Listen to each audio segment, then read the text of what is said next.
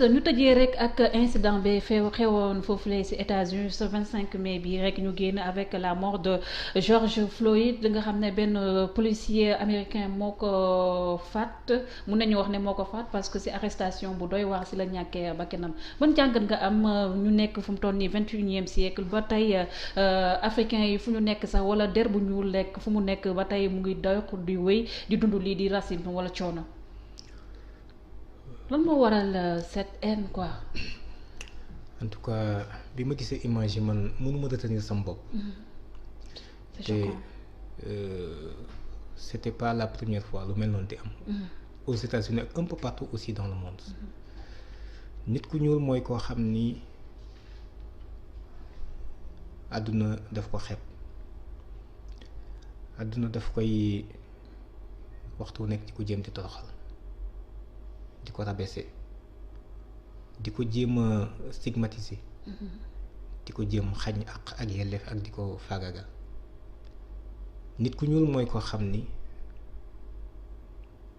moom ci boppam it mi ngi participer ci loolu ci mel ni ku bañ boppam. ci bañ gu mu bañ mbokkam tey bu ñu doon wax dara nii sax bu fekkee keneen moo ko wax sax ñu ne keneen ki moo ko wax kon moom mooy dëgg. mel ni sa mbokk nit ku ñuul wax du noonu. nit ku ñuul war na mën a seetluwaat boppam actuellement tey ci ni ñu àdduna xoole ak ni ñu téye man damay xool image yi ba ci yàgg comprendre man finalement mënuma sax comprendre acte bi.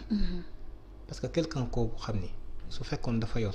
arme nga ni waaw mais koo xam ne déjà plaqué nga ko ci suuf ñu mënate ko qu'est-ce qui justifie nga jël sa tànk teg ci kiwam mu naan la maa ngi étouffé. mënatuma noyyi. nga bàyyi ko noonu ba mu dee comme benn vulgaire chien ab xaj sax kenn waru ko def noonu alors loolu man je pense que tey affaire man dafa metti ci man c'est-à-dire dafa parce que dama comprendre ba noppi tamit ñun mel na ni dañuy participer ci loolu aussi ci ñu ñuy traité noonu gis nga l'injustice. nga gis ne amul benn soulèvement populaire au niveau des pays d'Afrique gisoo benn président d'Afrique génne ci def ci sax. benn communiqué ñemewuñ ko. te gis ne na Charlie Hebdo. mais bien sûr on a vu ce qu'on a vu. des gens ont quitté le sol de l'Afrique. donc en fin de compte on mérite notre sort. mais c'est-à-dire loolu li ci metti soxna si mooy li tax affaire man metti ci man mënatuma comprendre. parce que ñun dañu bàyyee suñu bopp man souvent sax dama naan. ñu nit ku ñun mbaadu dafa am lu ñu def yàlla lu garaaw ba tax suñu situation demee nii c'est-à-dire xam nga tey lii demee imaginer bu ñu ko defoon un juif la terre allait trembler. même un chinois. imaginer ñu defoon ko un chinois la terre allait trembler mais nit ku ñuul on peut le tuer de manière vulgaire ça ne pose pas de problème. mais li ci gën a metti aussi mooy ni du acte bi kooku def parce que c'est un raciste. peut-être y a d'autres blancs yoo xam ne xëy na duñ def loolu.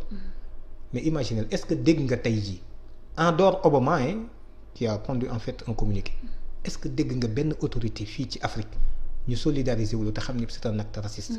te xam ni kooku mënoon naa doon ñoom te au moins bu dul dara xam na ni ñoom duñ ci jéem dara sax mais au moins ñu benn communiqué ni ñoo ngi naqar lool mais amul sañuñu ko. loolu mooy li gën a métti ci. toujours ce complexe vis-à-vis de l'homme. mais malheureusement il n'ose même pas et pourtant bi muy Charlie gis nga ñu départ fii dem naan way je suis Charlie on est Charlie et c'est regrettable mais quand même je pense que la jeunesse africaine elle est consciente en fait de ces enjeux-là. ñoo ngi tàmbali jël à bras le corps ces questions pour di discuter xam ne ñun dootuñu bàyyee suñu destin kenn. qu'est-ce que ça te fait boo gisee benn suñu Guy Marius Sagna wala benn Kémi Séba wala benn Abdou Karim Xrum Xax ñuy jóg di défendre le peuple. mais absolument c'est ça moom laa lay wax léegi nii actuellement am na loo xam ne soo gisee xam ni y a lieu d'espérer. y a lieu d'être optimiste. ñi nga lim nii ak ñeneen ñu dul ñoom. di activer wu pour wane ni jël à leurs risques et périls. pour wane ni en fait il faut relever la dignité de l'homme noir. et c'est ce qu'il faut gis nga dafa am benn malheureusement ñun dañu bëri jafe-jafe. dañu bëri jafe-jafe.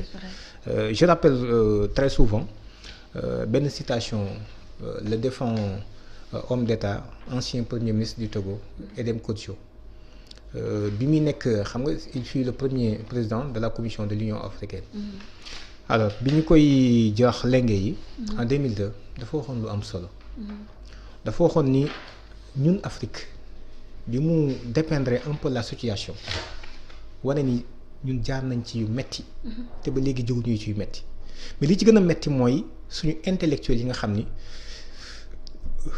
mënoo leen ñàkk a tudd ni est-ce que ñoom du dañuy collaborer avec l'ennemi de l'Afrique et des Africains pour continuer à piller ce continent-là, pour continuer à dévaloriser en fait notre patrimoine culturel, pour continuer à faire en fait des bizarreries ba noppi bëgg ñoo gëm loolu. Même l'histoire qui est vraie, c'est celle qui est contée par en fait l'autre. Ça pose problème. Mais bi muy tëj en conclusion dafa wax lu am solo dafa wax ni en Afrique nous n'aurions rien à envier au reste du monde tant que nous nous basons sur l'homme, tant que nous nous basons sur l'enseignement d'hommes tels que Cheikh Ahmad Bamba. Par exemple, aller en Inde, man je suis fier jàng Gandhi xam li mu apporté en fait à ce peuple-là. Mais taxul may bouddhiste wala ma gëm li mu gëmoon.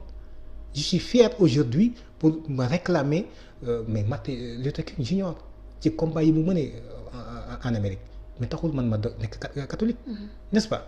Mais il y a des Africains comme Cheikh Ahmad Bamba comme ñeneen ak ñeneen ñoo xam ne bàyyi nañ fi héritage boo xam ne suñ ci dellu woon ñun danañ gëm suñu bopp te nasax gi ñu nekk nii duñ ko nekk. Malheureusement on l'a pas compris. wax naa la ko léegi tant que c'est l'Africain qui l'a fait ñu ni bon en fait lii baaxul.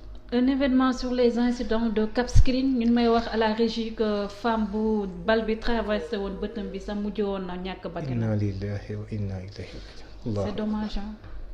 C'est pas possible. yal na ko yàlla yërëm de toute façon moom ñeenaa ko ndax dañ koy atte ku shahid rek.